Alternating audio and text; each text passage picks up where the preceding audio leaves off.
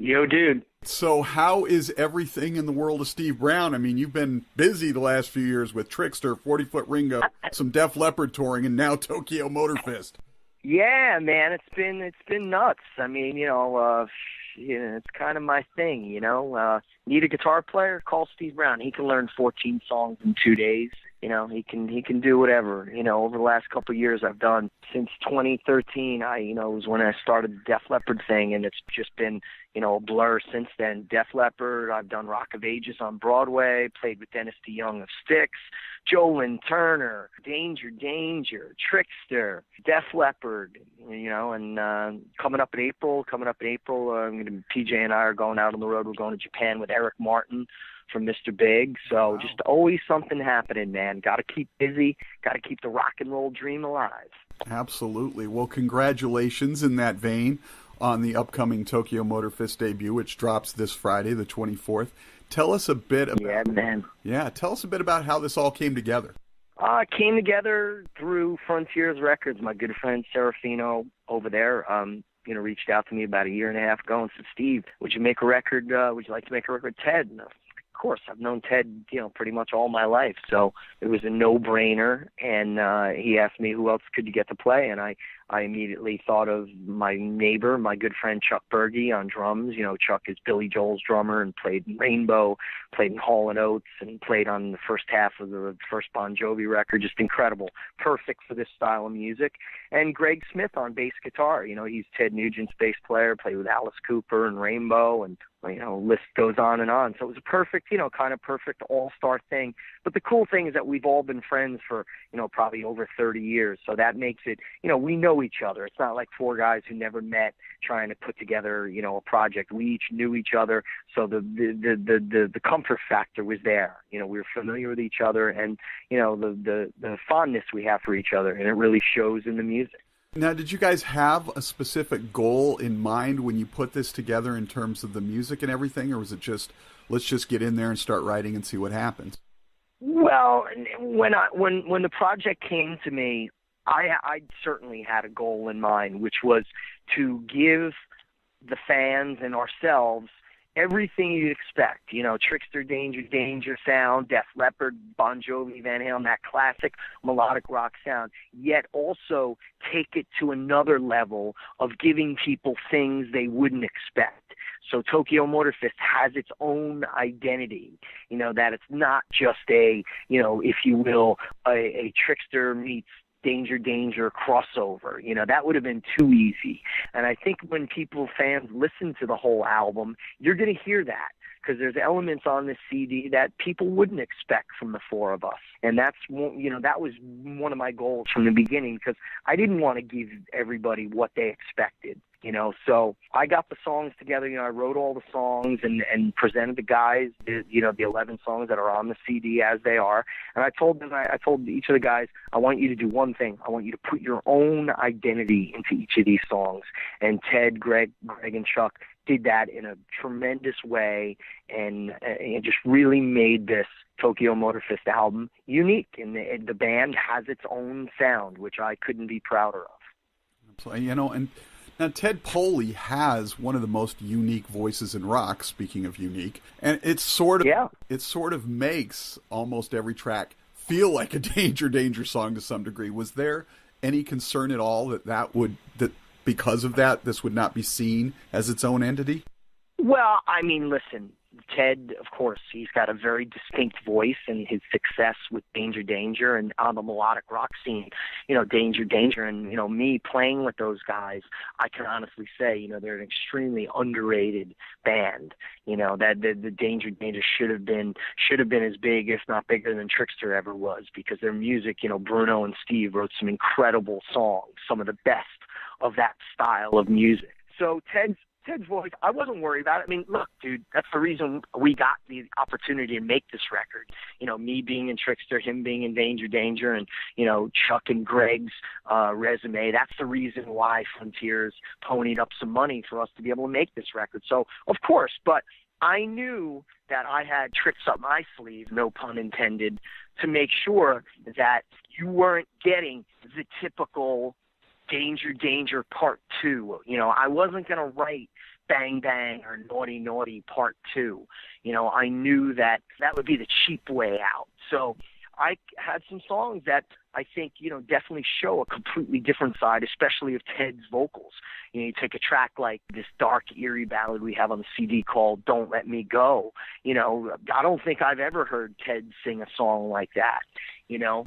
So from that, that's a great thing, because that doesn't sound like anything like Danger Danger. And then you put on a song like Put Me to Shame, which is one of the heavier tracks on the CD, has like that old school Def Leppard vibe, and Ted screaming his balls out, you know, just some really, you know, there are different elements on the CD, and those are the things that I think are the coolest. The production. Now, did you do this? Because I know you produce as well. Did you produce this yourself, or did Seraphine? Yeah, I did everything here in my studio in Ringwood, New Jersey, Mojo, Vegas, and you know, just you know, Greg recorded his bass parts at his house in Pennsylvania, and Chuck and David did their parts over here. Is there a story behind the band name? I mean, Tokyo Motor Fist is like, pow. Yeah, I mean, the story is, I think 2013, 2014, I think it was maybe, Greg and I were putting together a band. I don't know what the hell we were thinking, but we got together with a couple guys, and we were going to do this thing. And so we came up, you know, had to think of a name. I mean, I'm always one of these guys that I have notebooks all around my house, so all the different bands I play in, you know, cheat sheets and stuff like that. I also have a notebook with all my song ideas, unused lyrics, and then I also have a notebook that has just band names and album titles and song titles.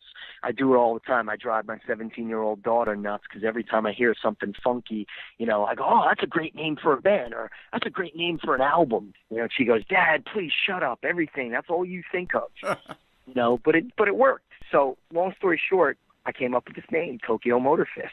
And as kooky as it is, it rang. Like, everybody that I said it to, like, wow, that's cool. And to me, it has that classic rock band name thing. It's got that Def Leppard, Led Zeppelin, Queen, The Beatles, Van Halen, Bon Jovi, Tokyo Motor Fist. It rolls off the tongue very easy, and it has that thing. We came up with our art director over at Frontiers, Nello, came up with this badass logo for it. So, hey, man, what more do you need? Cool name, great logo, great album, Tokyo Motor Fist. You can't lose. I think what I love most about the music on this record is that it's like a perfect respite from all the negativity that's going on around us right now in social media, politics, and so forth. You can just listen, smile, and feel carefree. Yeah, well, totally. That's part of it. It definitely is a good time record, but it's also got some deeper moments and some darker moments, which are really cool.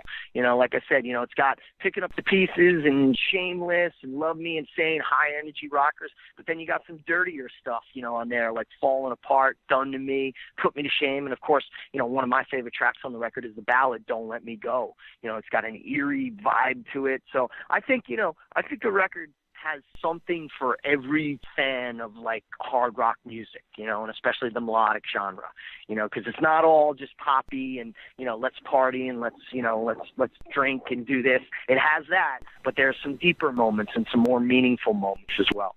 Right. It's definitely got a good mix, but it's still got great continuity to it as well. Yeah, well, that's, you know, and you know what, man, I'm glad you brought that up, because I'm a huge fan and I'm a huge believer in the album itself. You know, everybody now, they talk about, oh, it's all about singles. It's singles. Don't even bother making a record. Just put out one song. That's all. I don't believe that, man. I'm still old school. I remember when I was a little kid getting Van Halen, you know, Diver Down, or getting Kiss Alive 2. And, you know, it was like a religious thing, man. You open up the record, you put it on, you read the liner notes, you look at the pictures. And, you know, that's still one of my favorite things. And I still do that to this day. When I get a CD, you know, when I buy something, I go down to my studio, I'll pour a glass of wine, dim the lights, sit there, I listen to it on my great speakers, and I read the book. I want to know who the engineer was. I want to know who took the photos. I want to know who the band thanked. I love all that stuff.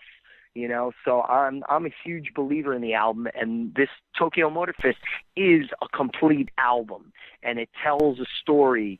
I don't know what the story is, but it definitely has that 80s, 70s, 80s old school album feel to it, to where there's, beginning, middle, and an end to it. And it really, I think, the layout of the CD is perfect, the song order. And, like I said, man, I'm through the roof, so happy with the way this whole project, came about and to where we are now with about to release it. And I'm right there with you. I'm aging myself here, but I used to sit there with the Kiss Alive album and all those. It even had a certain smell, the vinyl, everything. Oh, totally. I mean, that's the whole thing, man, the beauty of it. And I'm glad, I guess you're around my age, so you know the deal, man. I was there, back in the 70s when, you'd go and you get the albums. And, like I said, I remember getting Van Halen 1 when it came out. I just started playing guitar and, putting that on for the first time and hearing, the beginning of Running with the Devil and, of course, hearing Eruption for the first time, life-changing. So I'm hoping the Tokyo Motor Fist is a life-changing record for some little kid out there, like Van Halen 1 was for me. That would be nice to think, right? Yeah. Touch somebody. Well, can't one dream? Will you guys be touring on this, or is this for now just a studio project with all the other stuff you've got going on? Well, right now it's just, we're just, enjoying the setup for the release this Friday.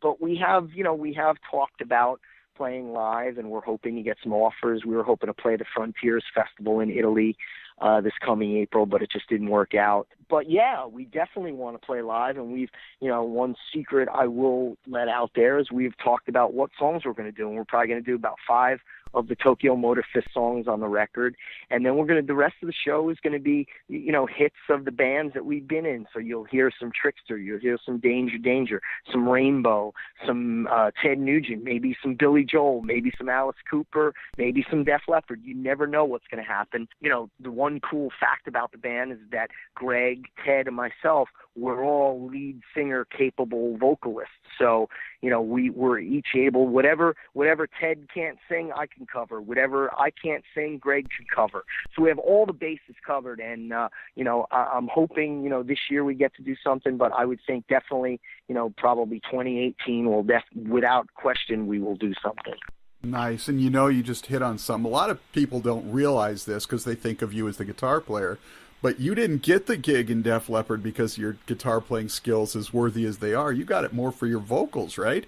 That's exactly the case. That's the most important thing. Def Leppard doesn't sample any of their background vocals, and they have a very unique way of doing it, to where, when I was in the band, doing the shows where Phil, Sav, and myself would do, the main part of the chorus, and then Joe would jump in, and do, the answer lines, like in Photograph. We would all do the backgrounds, Photograph, and then Joe would do the, I don't want you.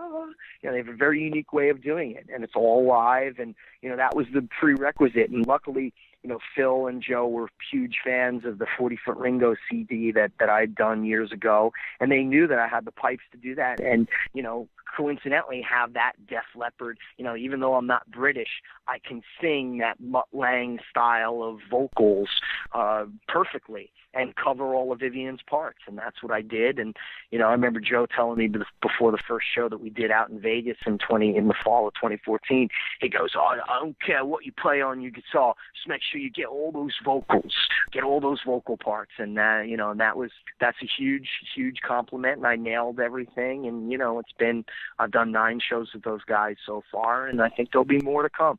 I would be remiss if I didn't ask, is there a Trixter update on the follow-up to Human Era? Right now, no. I mean, dude, listen, in the last, since 2012, last 4 years, I've put out 3 full-length albums, the 2 Trixter and Tokyo Motor Fist, and 4 really, because I finished last year, I engineered and produced PJ Farley's debut solo album that's out. So the amount of studio work, especially the Trixter and the Tokyo Motor Fist, those are records that I wrote all the songs, produced, engineered, mixed, played, sang, background vocals. It's a lot of work. So I think this year going to take a year off and then maybe next year we'll think about making another Trixter record, because there's definitely a lot of material that we haven't recorded yet. That's something I would like to do: record all the leftover songs, that didn't make the first and second albums, and some of the recent stuff. Because like I said, along with the Tokyo Motor Fest, there's a reason why certain songs don't make an album. Doesn't mean they're not great songs. They're just not right for the certain project. So, but we'll see, man. Like I said, I'm just enjoying the time right now. I got to, first half of this year is extremely busy as it is. So, we'll have to see. But, I think at some point we'll see a new Trixter record. Awesome, Steve. Thank you again so much. Thank you for this album. It's fantastic, and hopefully we'll get a chance to talk again. Okay, brother. I'll talk to you soon. Take care.